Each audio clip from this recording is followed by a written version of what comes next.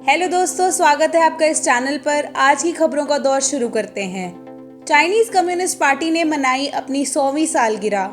Chinese communist party ने 100वीं सालगिरह पे चाइना के राष्ट्रपति शी जिनपिंग ने अपनी स्पीच के दौरान पूरी दुनिया को संदेश दिया है। उनकी स्पीच से ये साफ होता है कि चाइना अब झुकेगा नहीं और जितने भी बाहरी देश चाइना पे जोर डालने की कोशिश करेंगे उन्हें जवाब दिया जाएगा। ये जवाब उन्होंने यूएस चाइना में कोविड के बाद हुए तकरार को देखते हुए दिया है। साथ ही साथ पूरी दुनिया में चाइना की थू भी हुई थी जब हांगकांग में ह्यूमन राइट्स वायलेशन की खबर सामने आई थी। बढ़ते हैं अगली खबर की ओर। कनाडा हीट वेव का कहर, अब तक 486 मौतें हो चुकी हैं। कनाडा के ब्रिटिश कोलंबिया में पिछले 5 दिनों से हीट वेव से मौतें हो रही हैं। कनाडा के पीएम जस्टिन ट्रूडो ने इस पे चिंता जताई है। साइंटिस्ट के मुताबिक कनाडा और यूएस के पश्चिमी भाग में गर्मी का एक स्थिर उच्च दबाव का गुंबद यानी स्टैटिक हाई प्रेशर डोम बन गया है जो कैलिफोर्निया से आर्कटिक तक है।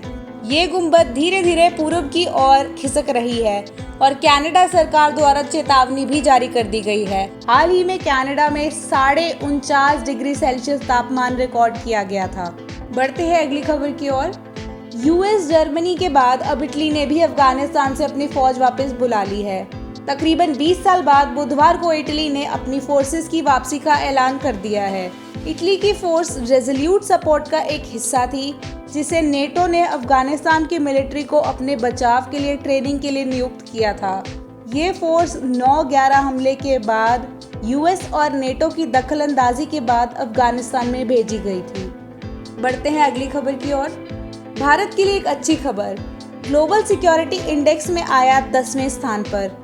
ग्लोबल सिक्योरिटी इंडेक्स 2020 को इंटरनेशनल टेलीकम्युनिकेशन यूनियन ने जून 29 को लॉन्च किया था, जिसमें भारत ने 10वां स्थान प्राप्त किया है। भारत की साइबर सेफ्टी दुनिया भर में टॉप 10 में शामिल हो गई है। ये खबर भारत के डिजिटल इंडिया की 6वीं सालगिरह के मौके पर आई है। भारत ने एशिया प्रशांत क्षेत्र में 4था स्थान प्राप्त किया है।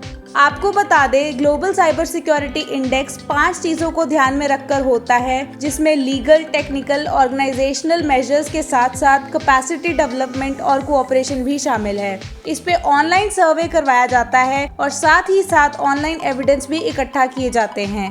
भारत ने 100 में से 97.5 अंक प्राप्त किए हैं, जिसके बाद उसे 10वां स्थान प्राप्त हुआ है।